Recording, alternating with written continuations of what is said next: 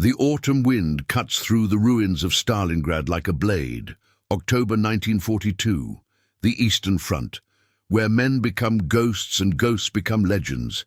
This is the story of one such ghost. A man who eliminated 28 enemy snipers in just 4 days, then vanished without a trace, no records, no name, only whispers in the dark. Before we begin this journey into the shadows of war, I need your help. If you're enjoying this story, please hit that like button and subscribe to the channel. It helps us bring you more incredible true stories from history. The sky over Stalingrad hangs heavy with smoke. The city that once stood proud along the Volga River now resembles something from a nightmare. Buildings reduced to skeletal remains, streets carpeted with rubble and shell casings, the air thick with the smell of cordite and decay. In the distance, the constant rumble of artillery fire punctuates the uneasy quiet. Lieutenant Viktor Sokolov crouches behind a collapsed wall, his breath forming small clouds in the frigid air. 24 years old, born in a small village outside Moscow. Before the war, he dreamed of becoming a teacher. Now he dreams only of surviving another day. His hands shake as he grips his rifle, not from fear, but from the cold that seeps into every bone. The morning light filters through the dust and smoke, casting long shadows across the wasteland. Victor's unit, what remains of it, huddles in the basement of what was once an apartment building. 12 men arrived 3 weeks ago. Only 7 remain. The others fell to German bullets, German shells, German snipers, especially the snipers. Captain Dmitry Volkov descends the crumbling staircase, his boots crunching on broken glass. 40 years old, with weathered features and eyes that have seen too much. A career soldier who remembers when wars were fought in open fields, not in the rubble of cities where death waits around every corner. Volkov looks at the faces of his men. Young faces aged beyond their years, grimy, exhausted, terrified. He clears his throat. The men turn toward him, grateful for any distraction from their own thoughts. "We have a problem," Volkov says, his voice rough as gravel. "In the past week, we have lost 9 men to enemy snipers. Not random shots. Precision kills, headshots, heart shots, clean, professional. The Germans have deployed their best marksmen to this sector." The men exchange glances. They already knew this. They have watched their comrades fall, seemingly from nowhere. One moment alive, the next moment gone. No warning, no second chances. Victor raises his hand slightly. "Permission to speak, sir?" Volkov nods. "What can we do against them? We cannot see them. We cannot predict them. We are like mice being hunted by hawks." The captain walks to a makeshift table where a map lies spread out. Circles and marks indicate positions, movements, danger zones. He studies it for a long moment before responding. "High Command is sending us someone," Volkov says slowly. "A specialist, someone who hunts the hunters." "When does he arrive?" asks Sergeant Pavel Kushner, a stocky man from Siberia with a thick beard and permanent scowl. Volkov checks his watch. "Any moment now," as if summoned by the words, footsteps echo from above. Not the heavy boots of soldiers, but something quieter, more deliberate. The men tense, hands moving toward weapons. In this war, you trust no sound. A figure descends into the basement. The men stare. He is not what they expected, not some grizzled veteran with medals and scars. Instead, a man who looks barely 30 stands before them. Average height, lean build, dark hair, unremarkable features, the kind of face that disappears in a crowd. He wears a standard Red Army uniform but carries it differently, like a costume rather than identity. What strikes Victor most are the eyes, grey as winter steel, empty of emotion, eyes that look through you rather than at you. The man carries a scoped Mosin Nagant rifle wrapped in cloth. A leather satchel hangs from his shoulder. He says nothing, simply looks at each man in turn. The silence stretches uncomfortably. Volkov breaks it. You are the specialist from headquarters? The man nods once. Your name? A pause. Then, in a voice devoid of inflection, the man says, You can call me Alexei. Just Alexei. Just Alexei.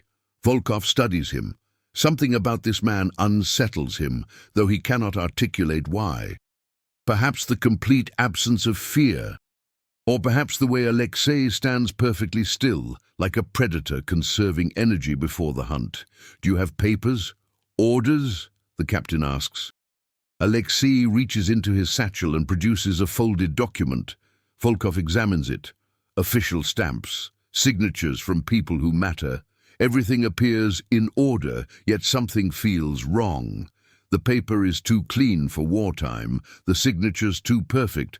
The captain files away his suspicions. In this war, you accept what help arrives and ask questions later, if questions still matter by then. Welcome to the 7th Company, Alexei, or what remains of it. You have been briefed on our situation? Yes. One word, nothing more. Then you understand we need results, Volkov says. 9 men in 7 days. The Germans own the sight lines. They have turned this sector into a killing field. We need you to change that. Alexei unwraps his rifle. The men watch as he inspects the weapon with practiced efficiency, checking the scope, testing the bolt action, running his fingers along the barrel, each movement precise, economical. The actions of someone who has done this 10,000 times. I will need a spotter, Alexei says without looking up. Victor finds himself speaking before thinking. I volunteer. Alexei's grey eyes fix on him. The weight of that gaze makes Victor's skin crawl. He wants to take back the words, but pride keeps him silent. You have experience? Alexei asks. I was a hunter before the war. Deer, elk. I know how to track, how to read terrain. Can you stay still for 6 hours without moving? Victor hesitates, then nods. Can you watch a man die through binoculars and not make a sound? Another hesitation, longer this time. Yes.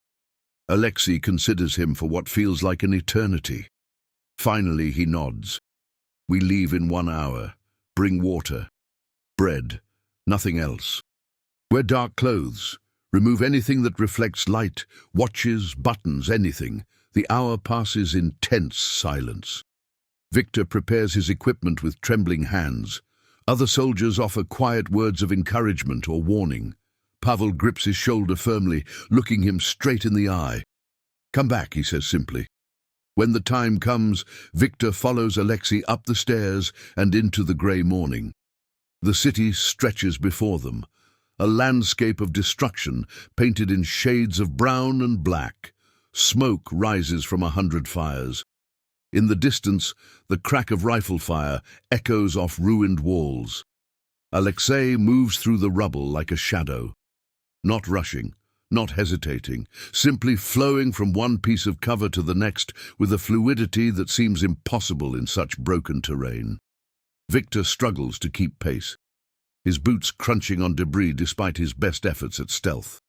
They navigate through collapsed buildings and cratered streets. Every few minutes, Alexei stops, perfectly still, scanning the environment. Victor learns to freeze when Alexei freezes, to move only when Alexei moves. It becomes a silent dance of predator and apprentice. After 2 hours of careful movement, they reach their destination. A partially collapsed building overlooking a broad intersection. German positions lie 300 meters to the north. Soviet positions 300 meters to the south. Between them, open ground where nothing moves, where nothing can move without drawing fire. Alexei leads Victor up 3 flights of stairs, stepping carefully over gaps in the floor. They emerge into what was once an apartment. The outer wall has crumbled away, providing a clear view of the killing ground below. Furniture lies overturned, personal belongings scattered like forgotten memories. A child's toy sits in the corner, covered in dust. Here, Alexei says, moving to a position near the window.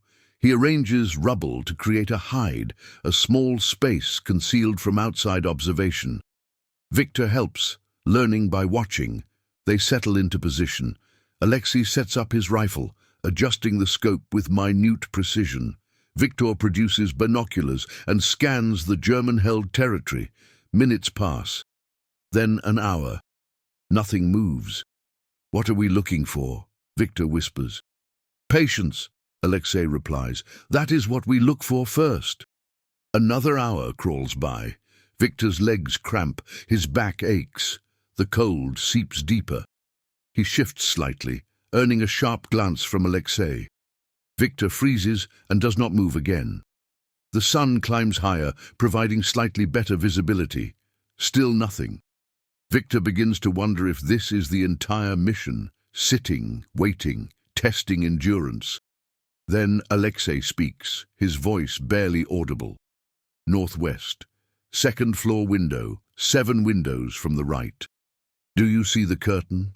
Victor searches through his binoculars. "Yes, watch it. 5 minutes pass. The curtain does not move. Then, so subtle Victor almost misses it, the fabric shifts. Not from wind, something deliberate. A hand moving it aside.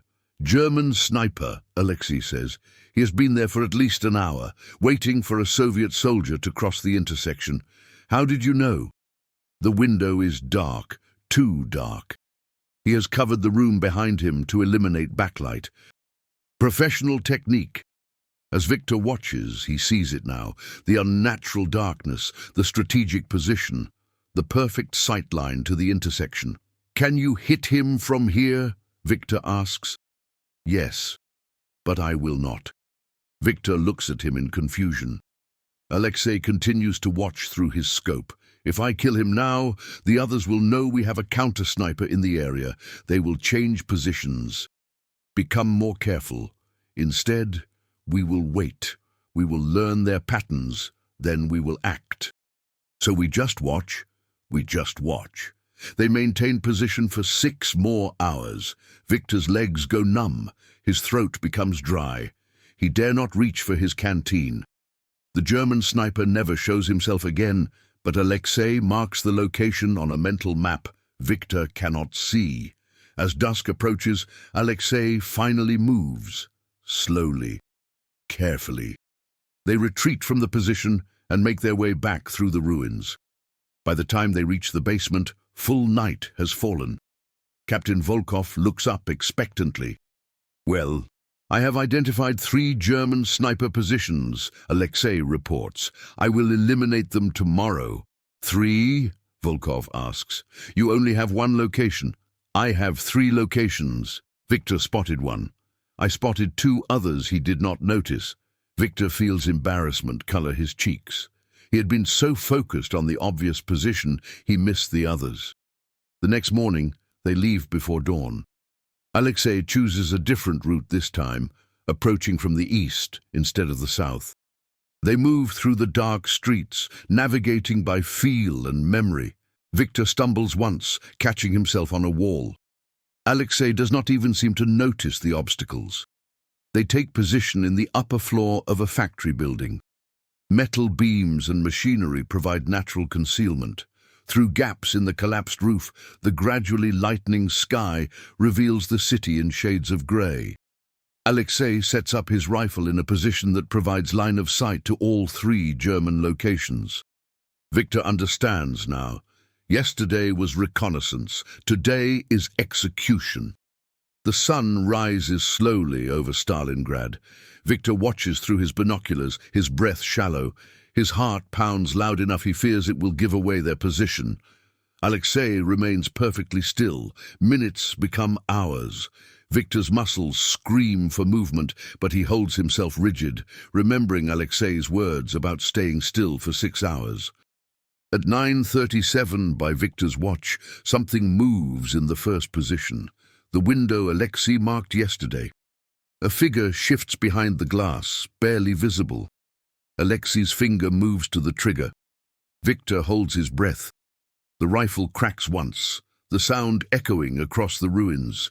Through his binoculars, Victor sees the glass shatter. The figure behind it disappears. Before the echo fades, Alexei works the bolt action and shifts his aim. Victor scrambles to redirect his binoculars to the second position, an abandoned water tower 600 meters north. He sees nothing. Alexei fires again. The shot seems impossible.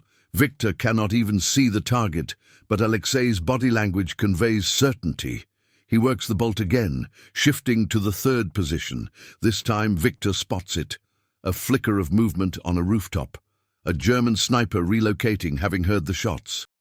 He exposes himself for perhaps 2 seconds as he moves to new cover. It is enough. Alexei's third shot drops the man cleanly. He slumps against the roof ledge and lies still. 3 shots, 3 kills, 11 seconds total. Alexei immediately begins breaking down his position. We leave now. They will send patrols to search for the shooter. They retreat through the factory, moving quickly but quietly. Behind them, Victor hears German voices shouting, the sound of boots on rubble. They navigate through a maze of corridors and emerge into an alley 3 blocks away. For 2 days, Alexei and Victor hunt the German snipers. Each morning before dawn, they move to a new position. Each day, Alexei eliminates multiple targets with shots that seem impossible.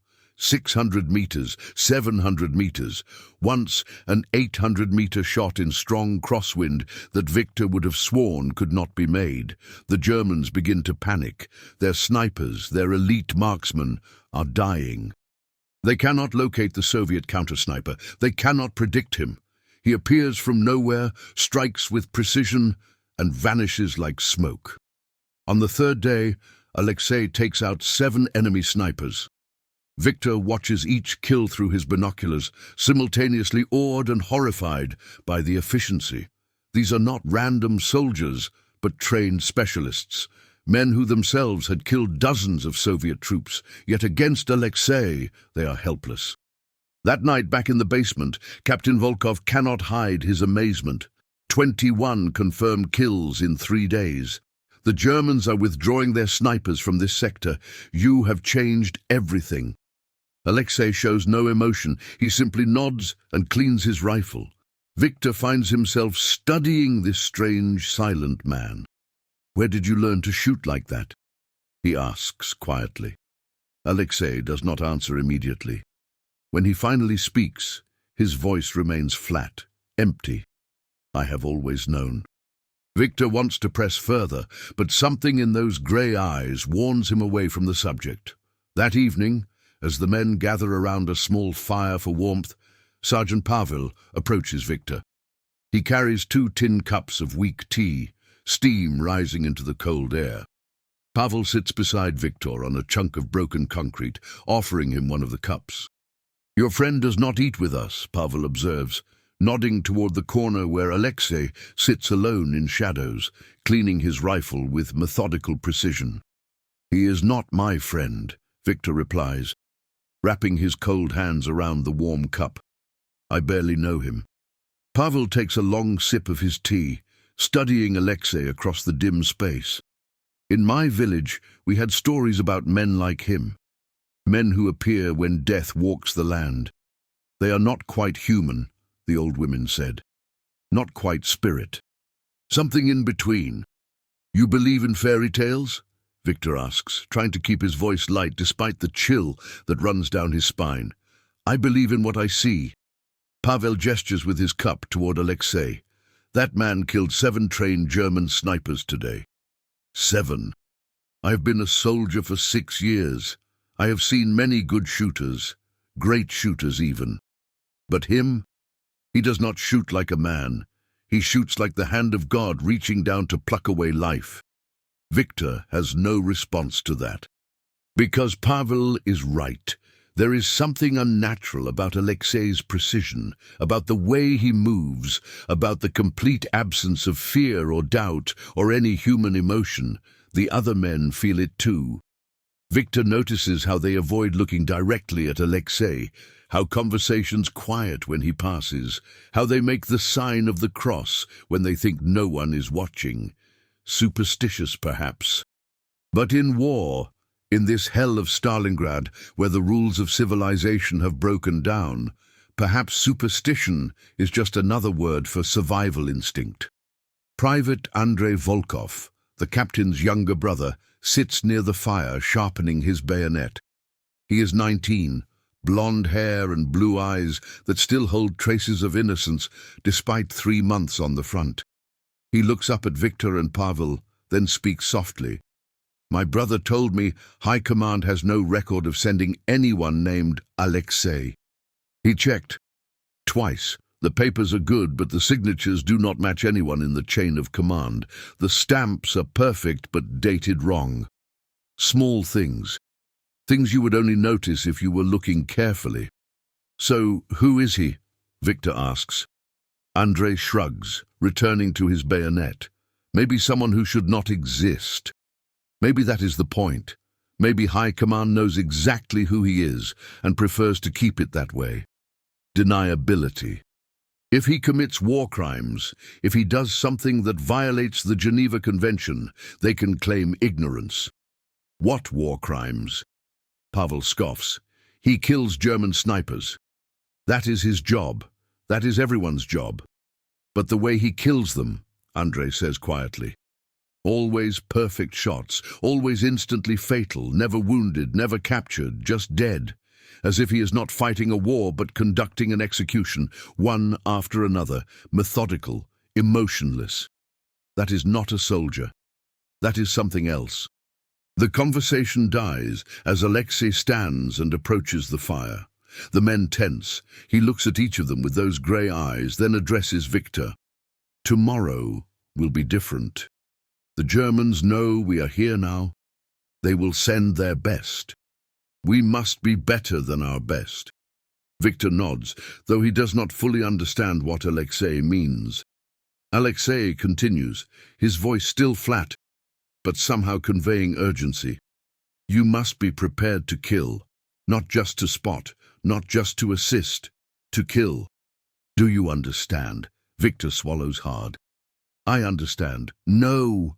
Alexei steps closer. You do not. Understanding requires experience. Tomorrow you will gain that experience. Tomorrow you will cross a line you cannot uncross. Are you ready? Victor wants to say yes, wants to appear brave in front of the others, but something in Alexei's gaze demands honesty. I do not know. Good. Alexei almost smiles. Almost. Fear is useful. Fear keeps you alive. Only the dead are fearless. With that cryptic statement, Alexei returns to his corner and lies down, his rifle cradled against his chest like a child's toy. Within seconds, he appears to be asleep. But Victor suspects he is not truly sleeping, just waiting, conserving energy like a predator between hunts. Pavel finishes his tea and stands. Get some rest, Victor. Tomorrow sounds like it will be memorable, assuming we survive to remember it. Victor tries to sleep but cannot. His mind races with questions. Who is Alexei, really? Where did he come from? Where will he go when this is over? And most disturbing of all, what did he mean about crossing a line? The night passes slowly. Victor drifts in and out of uneasy sleep, plagued by dreams of grey eyes and falling bodies, and the crack of rifle fire echoing endlessly through ruined streets. On the fourth day, something changes. Alexei is different, more tense, his movements more cautious. They take position in the remains of a church, the collapsed bell tower providing elevation and concealment. They are hunting us now, Alexei says. The Germans have brought in their own specialists. The best they have. How do you know? Victor asks. I feel it. The way a deer knows when the wolf is near. They wait in silence. Hours pass. Victor sees nothing through his binoculars, but Alexei remains coiled like a spring, ready to act. The morning stretches into afternoon. Victor's stomach growls with hunger, but he ignores it. Alexei has not eaten since yesterday, has not drunk water in 6 hours. Yet he shows no sign of discomfort. It is as if his body has shut down all non-essential functions, conserving everything for the single purpose of the hunt. Victor studies the surrounding buildings through his binoculars. Row after row of ruins. Windows like empty eye sockets staring at nothing. Rooftops collapsed or intact, each one a potential sniper nest. The Germans could be anywhere or nowhere, Schrödinger's enemy simultaneously present and absent until observation collapses the probability. The philosophical thought surprises Victor. Before the war he read extensively, poetry, philosophy, literature. War has reduced his interior life to basic survival imperatives: eat, sleep, stay warm, do not die. But here, in this moment of intense waiting, his mind reaches for something more. Something to maintain his humanity in the face of mechanized death. Alexei shifts minutely. Victor freezes. Through his binoculars, he scans the direction Alexei is facing. Nothing. Just rubble and shadows, and the skeletal remains of what was once civilization. Then Victor sees it. Not movement exactly, the absence of movement. A shadow that does not shift with the sun. A darkness that sits too perfectly in a window frame 800 meters distant. There, Victor breathes. "I see him," Alexei replies. But he makes no move to shoot. Minutes pass. The shadow does not move. Neither does Alexei. It is a contest of patience, of will, of who can outlast whom in this brutal calculus of survival. Victor's legs begin to cramp. Sweat drips into his eyes despite the cold. His bladder aches, but he dare not move to relieve himself. Everything depends on perfect stillness, perfect control, perfect denial of the body's needs. At 1400 hours, it happens. A glint of light, barely visible, 800 meters distant, on the roof of what was once a hotel. Victor almost misses it. Alexei does not miss it. He adjusts his aim, accounting for distance, wind, elevation. His finger touches the trigger. Then he freezes. Victor looks at him. The calm, emotionless face now shows something. Not quite fear, not quite recognition. Something else, something that looks almost like respect. "It is Thorvald," Alexei whispers. "Who?" "SS Hauptsturmführer Heinz Thorvald, commander of German sniper operations in Stalingrad. 150 confirmed kills. They sent their best to find me. Can you hit him?" "Yes, but he can hit me too." We are matched. For the first time since meeting Alexei, Victor sees uncertainty. These two apex predators have found each other in the ruins of a dying city. Only one can leave alive. "What do we do?" Victor asks. "We wait." Alexei's voice is barely audible. We wait, and we think. Thorvald is not just a shooter. He is a tactician, a strategist. He chose that position for a reason. He wants me to take the shot. He is baiting me. "How do you know?" "Because it is what I would do." Alexei pauses. We are the same, he and I, two sides of one coin. Both trained to perfection, both stripped of everything that makes killing difficult. Both weapons aimed by others at targets we have no personal interest in destroying. Victor hears something in Alexei's voice. Not quite emotion, but perhaps the ghost of emotion. The memory of what it felt like to be human before becoming what he is now. "Did you choose this?" Victor asks quietly. "To be what you are." Alexei is silent for a long moment. Then, "No one chooses war. War chooses us. Some adapt, some die, some become necessary. I became necessary. The shadow in the distant window has not moved. 800 meters away, Thorvald waits with the same infinite patience. Two masters of death locked in stalemate, each knowing the other is there, each calculating the impossible mathematics of trajectory and timing and luck. The sun begins its descent. Shadows lengthen across the ruins. Still neither man moves. Still neither takes the shot. They are locked in a mental battle, each waiting for the other to make a mistake, to shift position, to reveal themselves for that crucial second. Victor wonders if they will stay here all night. If dawn will find them still frozen in this moment, two statues of flesh and bone and steel locked in eternal standoff. He wonders if this is how it ends. Not with a bang, but with endless, aching, crushing patience. His mind drifts. He thinks of his village, of autumn harvests and warm fires and his mother's cooking, of the girl he loved before the war, whose name he can barely remember now, of the life that seems like a dream from someone else's existence. Did he ever really live that way? Was he ever really that innocent boy who believed in goodness and justice and the essential decency of mankind? A sound snaps him back to the present. Not loud, just the faint scrape of stone on stone. Victor's heart races. Did Thorvald move? Is he repositioning for a better shot? Alexei's finger tightens on the trigger, then relaxes. False alarm. Just rubble settling. Just the city continuing its slow collapse into dust. But the moment breaks the spell. Alexei shifts his position slightly, changing angles. Victor realizes what he is doing. If they cannot win through patience, they must win through strategy. Must change the game. Minutes stretch into hours.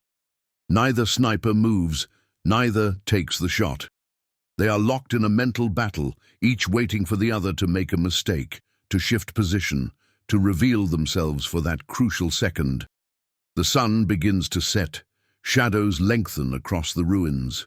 Still, neither man moves. Victor's legs go completely numb. His throat burns with thirst, but he dares not move, dares not even breathe too deeply. He has become part of the rubble, part of the stonework, as still as death itself. As full darkness approaches, Alexei finally stirs. We leave. Tonight we hunt differently. They retreat from the church under cover of darkness. Back in the basement, Alexei spreads out a map and studies it by candlelight. Victor watches, fascinated by the transformation. The empty, emotionless killer now shows something resembling actual thought, actual strategy. Captain Volkov joins them, studying the map over Alexei's shoulder. What is your plan? Thorvald will expect me to take a defensive position, Alexei says, tracing a finger along marked streets, to wait for him to come to me. Instead, I will hunt him. Tonight, in the dark. That is suicide, Volkov says flatly. Even you cannot track a man through rubble in complete darkness. And Thorvald is not some amateur. He has hunted in worse conditions than this. I am not planning to track him. Alexei looks up, his grey eyes catching the candlelight. I am planning to bait him, to make him think he has found me. Then I will be waiting. Victor's stomach clenches. Create what kind of diversion? Alexei explains the plan. It is simple, dangerous, probably stupid. But Victor finds himself nodding along. Perhaps because he has witnessed what Alexei can do. Perhaps because he wants to believe they can win. Perhaps because in war, stupid plans are sometimes the only ones that work. The plan relies on understanding how Thorvald thinks, on predicting his movements based on the psychology of an apex predator. Alexei speaks with certainty about what Thorvald will do, when he will do it, why he will make the choices he makes. It is like listening to someone describe the behavior of an animal they have studied for years. Clinical, precise, devoid of guesswork. But how can you be so sure, Volkov asks. What if Thorvald does something different? What if he surprises you? He will not, Alexei says simply. I know him, not personally, but I know what he is, because I am what he is. We are manufactured from the same blueprint, given the same training, broken and rebuilt in the same way. When you strip away nationality and ideology and personal history, we are identical. So I know exactly what he will do, because it is what I would do. The certainty is chilling. Victor realizes he's watching two mirrors facing each other, reflecting endlessly into infinity. Two perfect killing machines programmed identically, now set against each other in the ultimate test. Which one will prove superior? Which one contains that infinitesimal edge that means survival? Sergeant Pavel enters the basement carrying a pack. I brought what you requested. Rations, water, extra ammunition, flares. Good, Alexei says. Victor, you understand your role? Victor nods, though his mouth has gone dry. I am the bait, you are the diversion, Alexei corrects him. There is a difference. Bait sits passively waiting to be taken. A diversion creates activity that draws attention. You must appear to be me, move like me, think like me. For 2 hours you must be convincing enough that Thorvald commits to the hunt, and if he realizes I am not you, then you run. You run faster than you have ever run in your life. You run until your lungs burst and your legs give out, and you pray you make it back to Soviet lines before Thorvald puts a bullet in your spine. Victor swallows hard. The casual way Alexei describes his potential death is somehow more frightening than dramatic warnings would be. It is matter of fact. This might happen. Prepare accordingly. Private Andrei approaches with something wrapped in cloth. He unfolds it to reveal a uniform identical to Alexei's. Down to the specific wear patterns and stains. Even the insignia match perfectly. Where did you get this? Volkov asks his brother. I have been preparing it for 3 days, Andrei admits, ever since Alexei arrived. I thought we might need it. For deception, for misdirection, for exactly this. Alexei examines the uniform with something that might be approval. Good work. Details matter. Thorvald will be watching through a scope. He will see every thread, every button. This must be perfect. For the next hour, they prepare Victor. Not just the uniform, but the mannerisms. The way Alexei walks, the way he holds his rifle, the way he scans his environment. Every detail matters. Every movement must be convincing from 800 meters away through a telescopic sight. You move too quickly, Alexei critiques. I am more deliberate. Each step is calculated. Each motion has purpose. There is no wasted energy, no nervous habits. Try again. Victor tries, fails, tries again. Slowly, he begins to understand the physics of Alexei's movement. The economy of motion, the predatory grace that comes from perfect body control.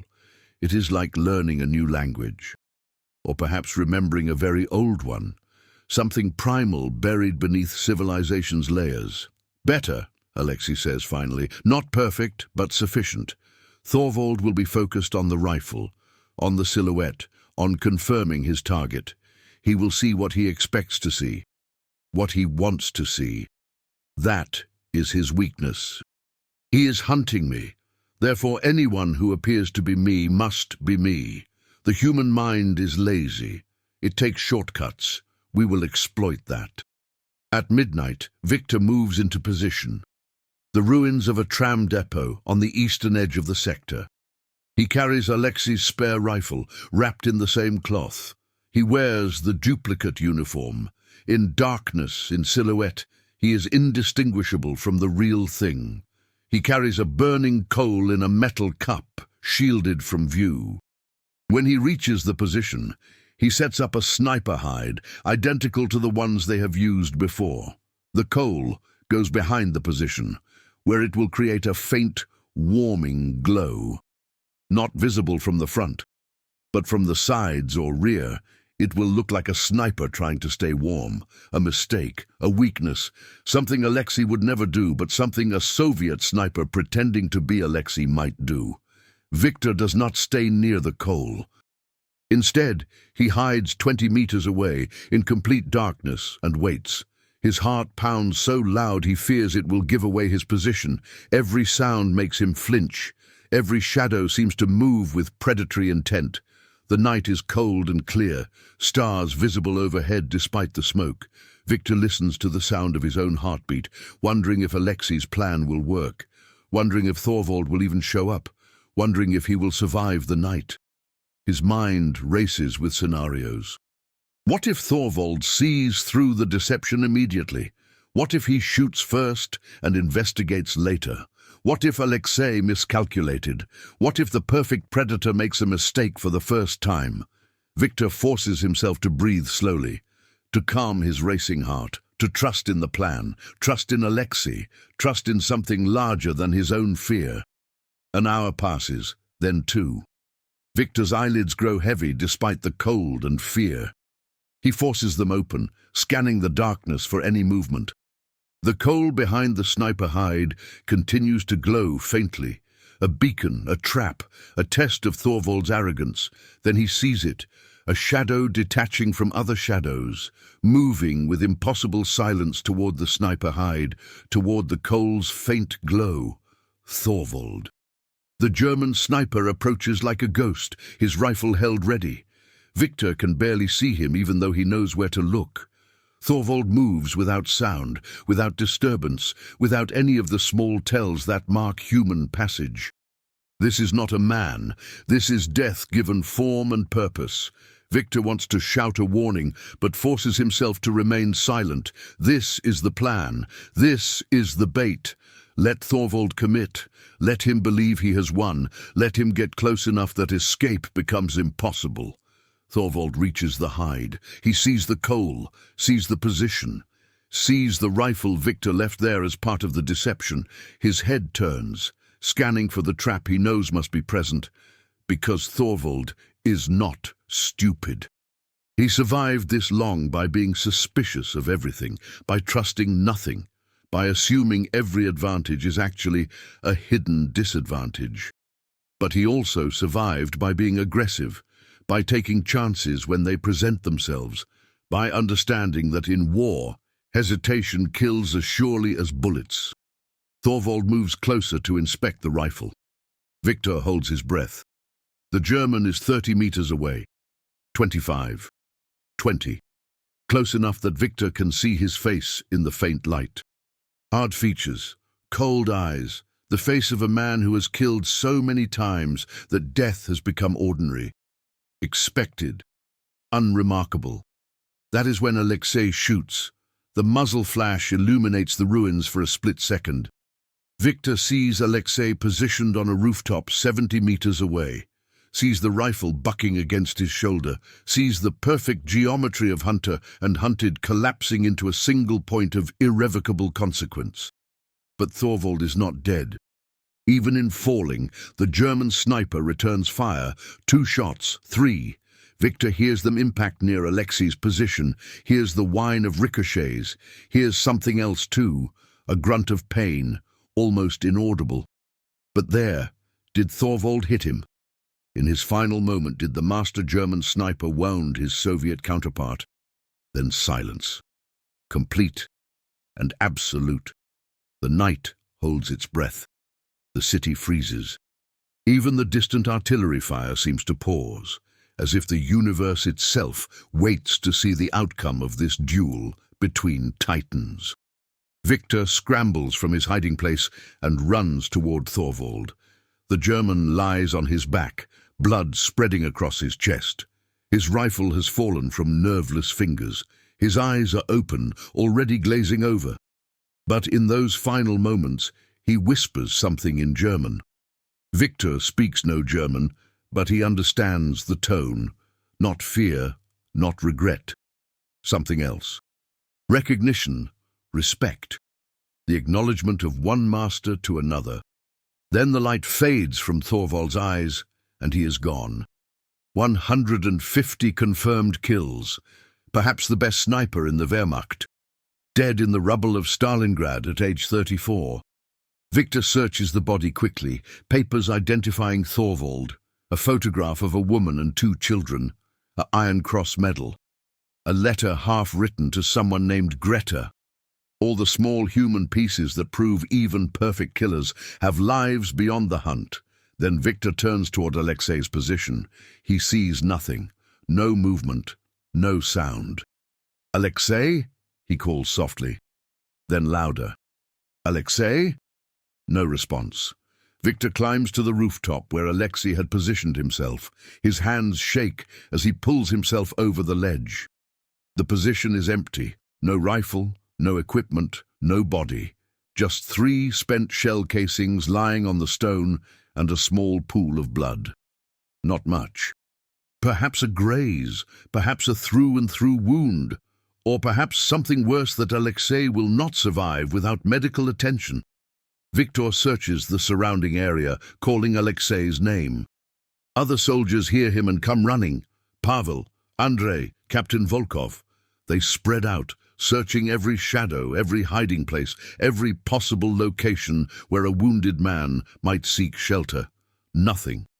It is as if Alexei simply disappeared, evaporated, ceased to exist the moment Thorvald died, as if they were quantum entangled and one could not survive the death of the other. They search through the night and into the following morning.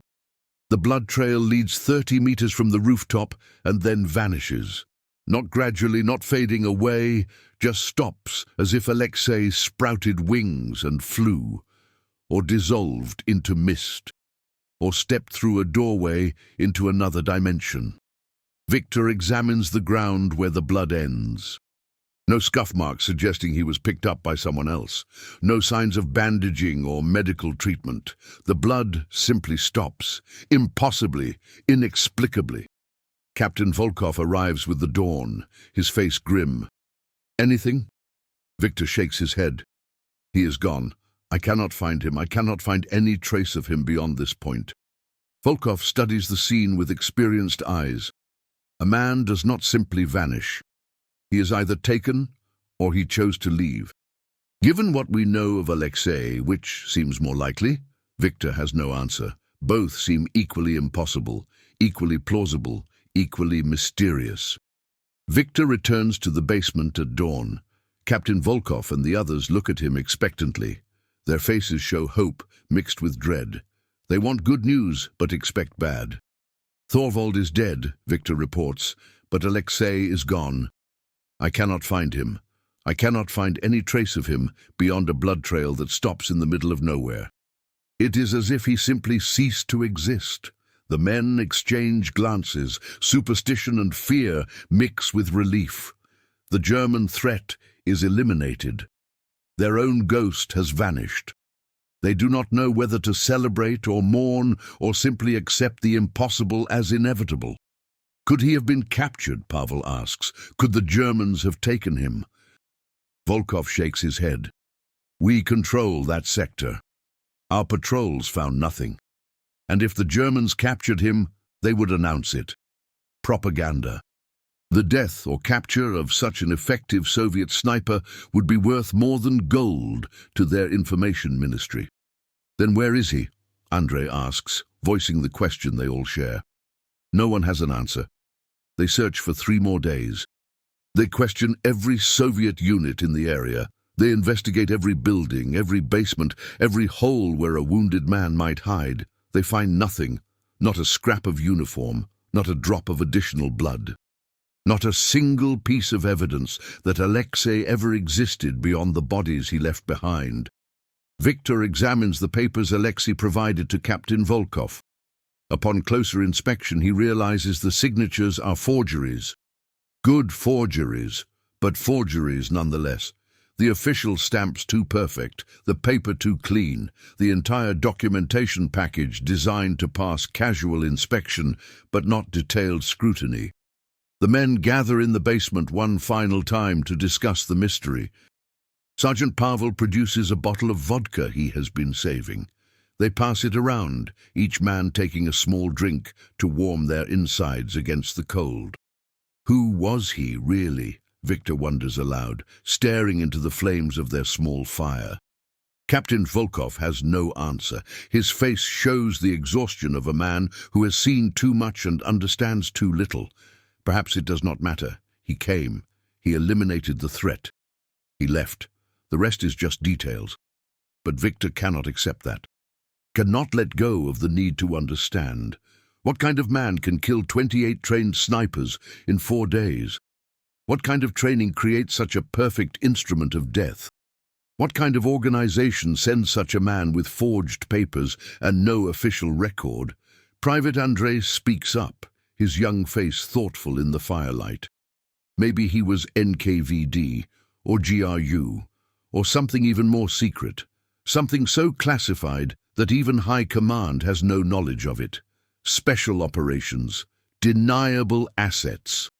Men who exist only for specific missions and then disappear back into whatever shadow spawned them. It makes sense, as much as anything can make sense in this insane war. The Soviet Union has always been good at secrets, at operations that never happened, at people who never existed doing things that officially never occurred.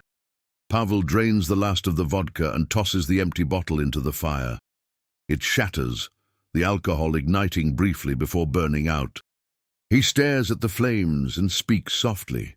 In my village, the old women tell stories of warriors blessed by the old gods, men who appear in times of great need. They fight with supernatural skill, they turn the tide of battles, and when their purpose is complete, they vanish back into myth. Maybe Alexei was something like that, not quite human, not quite spirit, something necessary that only exists when necessity calls it into being. The men fall silent. No one mocks Pavel's superstition. In Stalingrad, where the normal rules of reality have broken down, where death comes randomly and survival feels arbitrary, perhaps ancient beliefs hold as much truth as modern ideology. Victor thinks about the 4 days he spent with Alexei.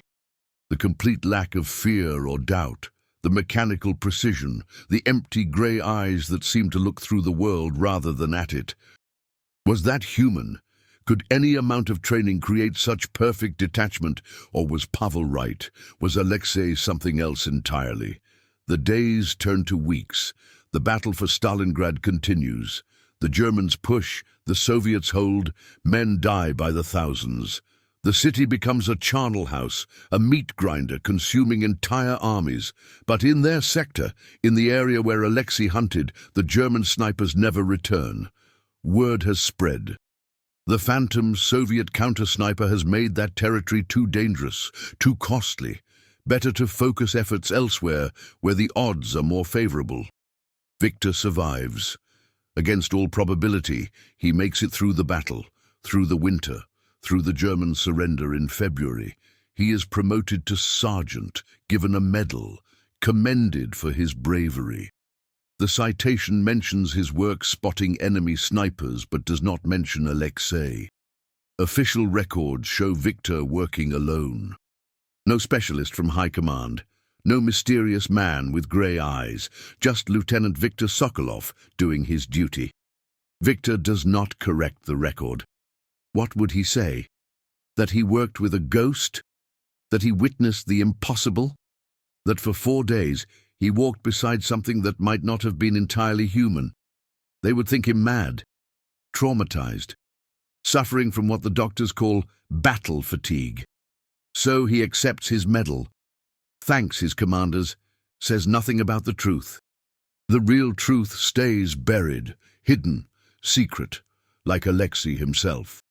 In the weeks that follow, Victor hears rumors, stories of a phantom sniper appearing in different sectors along the Eastern Front, eliminating enemy snipers with impossible accuracy, then vanishing without a trace, always the same description: grey eyes, unremarkable features, a man named Alexei, or maybe Sergei, or Dmitri.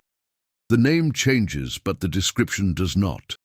The stories come from Leningrad, from Kursk, from the forests of Belarus, from the approaches to Berlin itself. Always the same pattern: a mysterious specialist arrives, eliminates a seemingly impossible number of enemy snipers in a matter of days, then disappears before anyone can get a clear look at him, before anyone can confirm his identity, before documentation can be verified or questions can be asked. Some soldiers claim he is a ghost, a spirit of vengeance haunting the German invaders. The reincarnation of some ancient Russian warrior returned to defend the motherland in her darkest hour.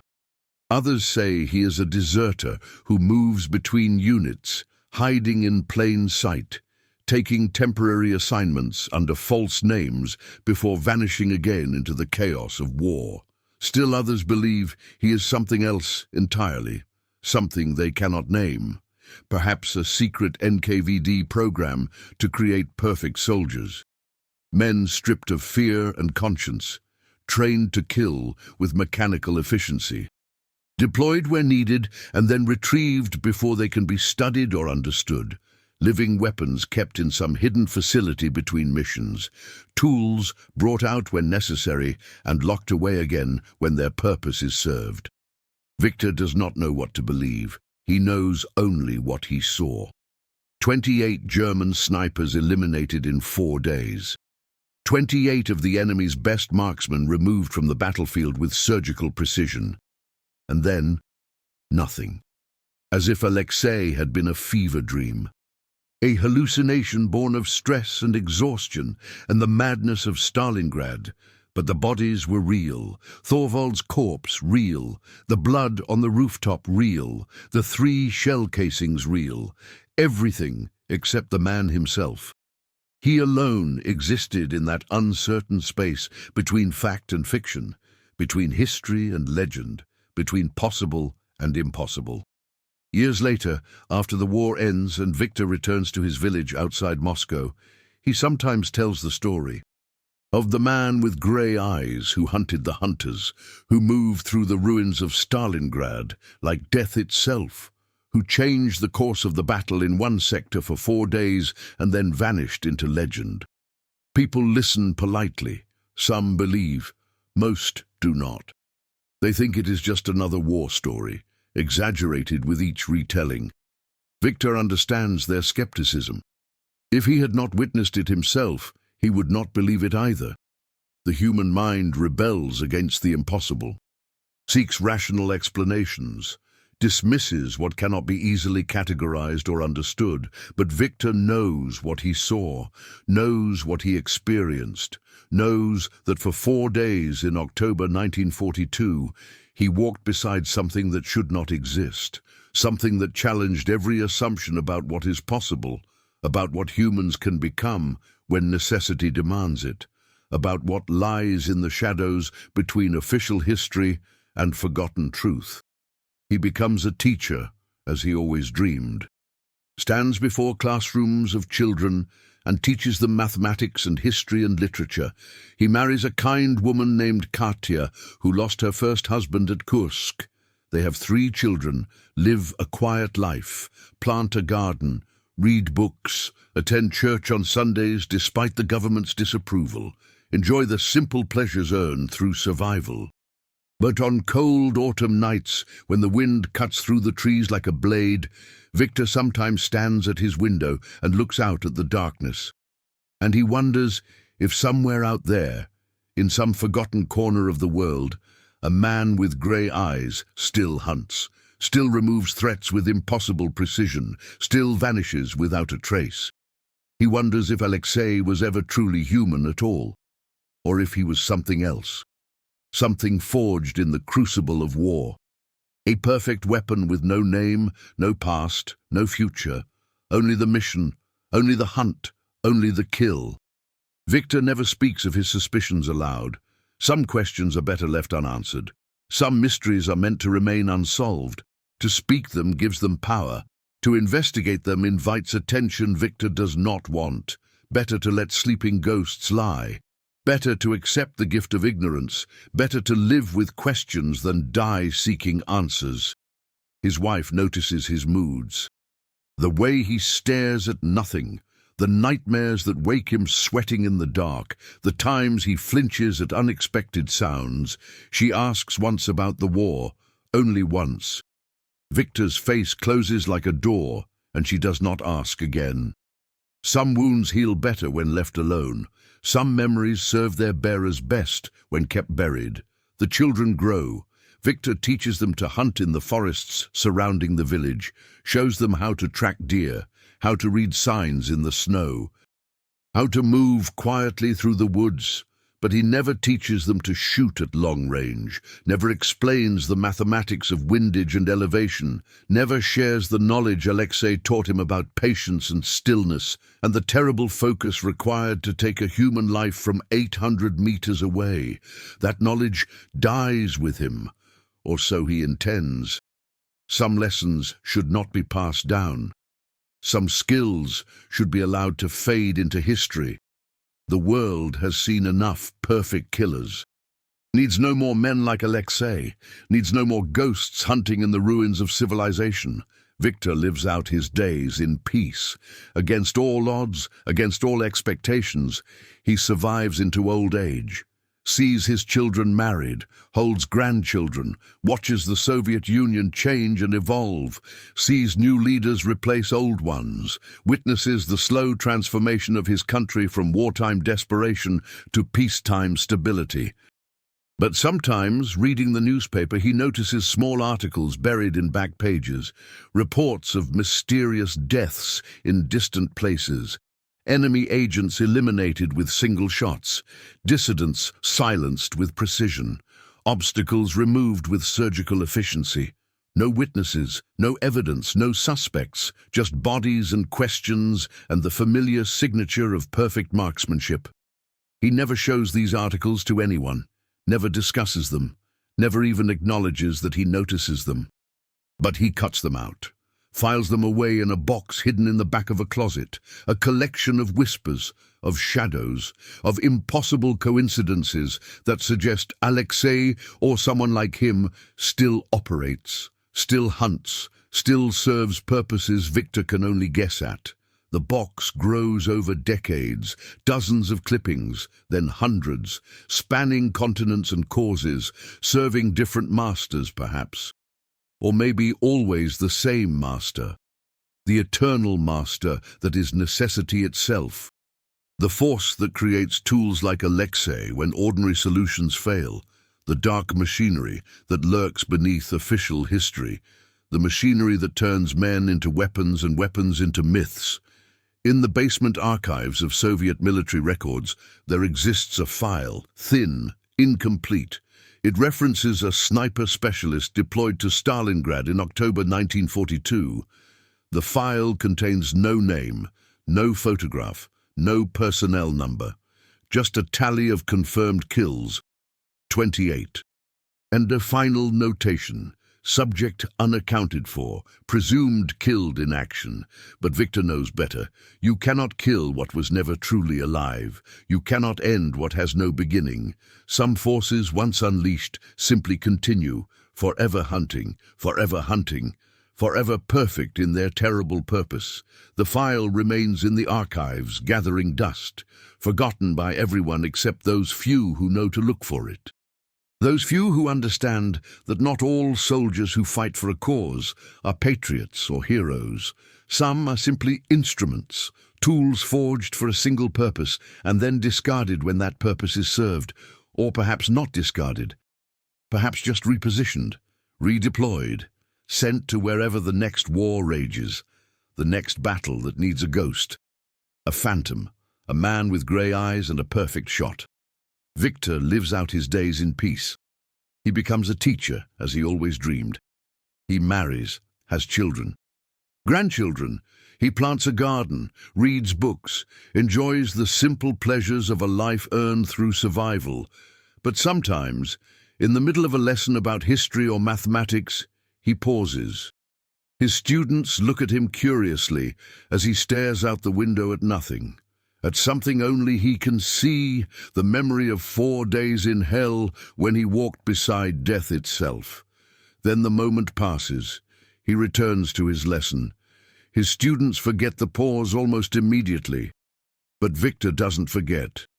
He will never forget. Somewhere in the world, perhaps, a man with grey eyes takes position on a rooftop, scans the terrain with emotionless efficiency, calculates distance, wind, elevation. His finger touches the trigger, and somewhere, someone dies, never knowing they were even in the crosshairs, never suspecting the ghost that haunted them. This is the story of the man who took out 28 snipers in 4 days, then vanished without a trace, no records, no name. Only whispers in the dark, only questions without answers, only the legend of the perfect hunter who could not be hunted, could not be caught, could not be killed. Because you cannot kill what does not truly exist. And maybe, just maybe, Alexei never did. Maybe he was always just a shadow, a rumor given form for 4 brief days when the world needed him most. And when those days ended, he returned to wherever shadows go when the light finds them. Or maybe the truth is simpler. Maybe Alexei was just a man who was very good at killing, a man who understood that in war anonymity is armor, that being forgotten is the highest form of survival, that legends last longer than names. Whatever the truth, the facts remain. 28 of Germany's best snipers eliminated in 96 hours. A sector of Stalingrad turned from a killing field into a death trap for those who thought they owned it. And one man, whose name might not even have been Alexei, who accomplished it all and then walked away as if it meant nothing, as if 28 lives taken were just another day's work, as if changing the course of a battle was simply doing his job, as if leaving no trace, no record, no proof of existence was the most natural thing in the world. Victor takes these thoughts to his grave. He dies peacefully in his sleep at age 76, surrounded by family. His last words, spoken in delirium to his wife, are, "Tell Alexei I kept his secret." His wife does not understand. She thinks it is just the confusion of dying. But Victor's mind, in those final moments, is perfectly clear. He is back in Stalingrad, back in the ruins, back watching a man with grey eyes eliminate target after target with mechanical precision. And in those final seconds before darkness claims him, Victor smiles, because he understands now what he could not understand then. Alexei was not human, was not a ghost, was not anything that could be easily classified or understood. Alexei was simply necessary, a force that emerged when needed and receded when the need passed. The world creates its own antibodies, Victor thinks, as consciousness fades. When the disease becomes too virulent, something rises to fight it, something perfect, something terrible, something that cannot be named or known or remembered. And with that thought, Viktor Sokolov, former lieutenant in the Red Army, former spotter for the greatest sniper who never existed, passes from this world. His story dies with him. Almost. Years later, a historian researching the Battle of Stalingrad comes across Victor's name in some old documents. She tracks down his family, interviews his children and grandchildren. They tell her about the man they knew, gentle, kind, devoted to his students. But when she asks if he ever spoke about the war, they shake their heads. He never wanted to talk about it, his daughter says, except once. On his deathbed, he said something about someone named Alexei, about keeping a secret. We thought it was just delirium. The historian makes a note, Alexei.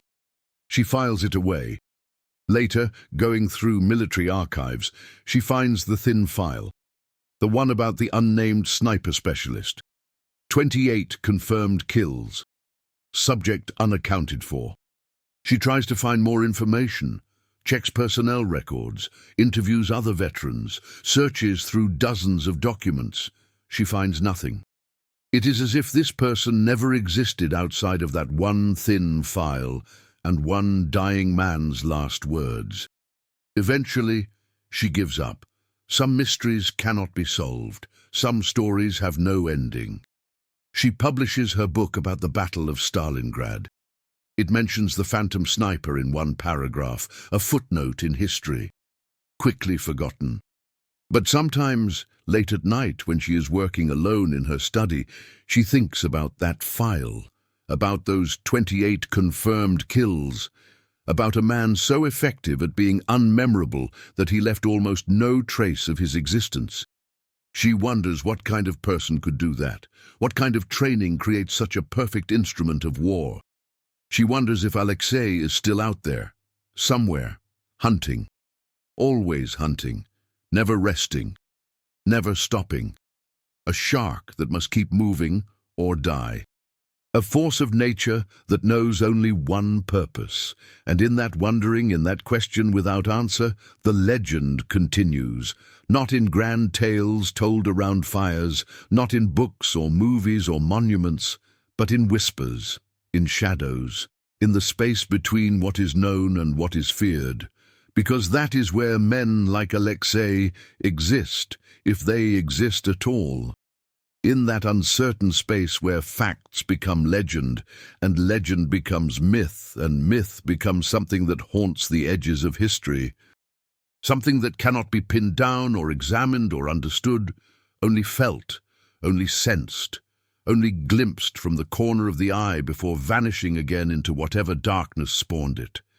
And so, the story ends where it began, in the ruins of Stalingrad, in the cold October wind, in the echoes of rifle fire and the whispers of the dead.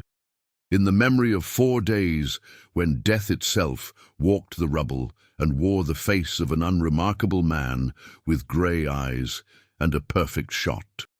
He took out 28 snipers in 4 days, then vanished without a trace, no records, no name, only the legend. Only the question, only the eternal wondering about what was real and what was imagined in the hell of the Eastern Front.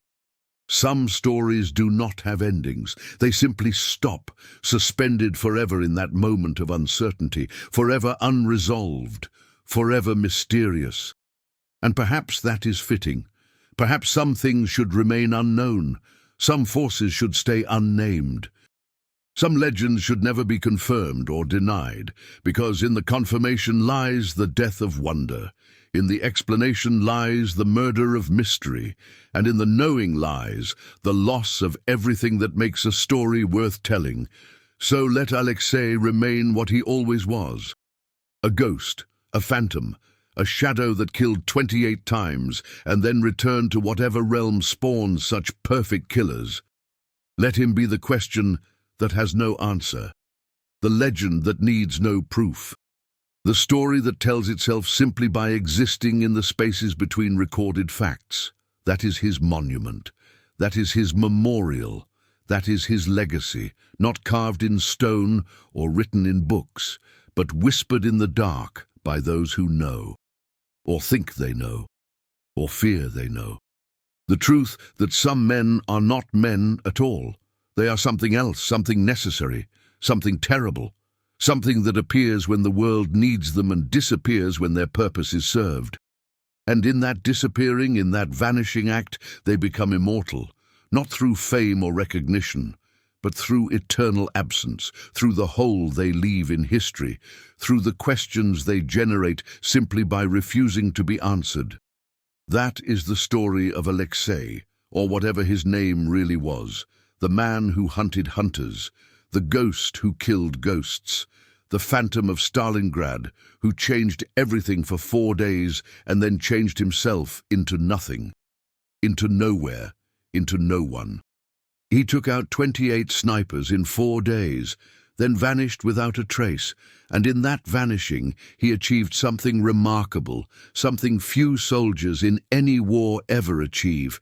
He became legend, he became myth, he became eternal, not through what he did, but through what he did not do. He did not stay, he did not take credit, he did not demand recognition. He simply completed his mission and walked away as if it meant nothing. As if saving dozens or hundreds of Soviet lives was just another Tuesday. As if being the perfect weapon for 4 perfect days was simply fulfilling his purpose. And perhaps that is the most frightening thing of all. Not that such perfect killers exist, but that they exist without ego, without need for glory, without any of the human weaknesses that make us human. They simply are. They simply do. They simply vanish, leaving only silence and bodies and questions.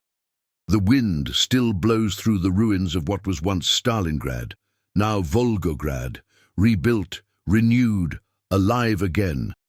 But in certain places, in certain angles of light, you can still see the ghosts, the shadows of what was, the echoes of what happened, and sometimes on cold October mornings when the mist rises from the Volga, some people claim to see a figure on a distant rooftop, a man with a rifle, watching, waiting, ready, always ready, never resting, never stopping, never ending. They say if you look directly at him, he vanishes.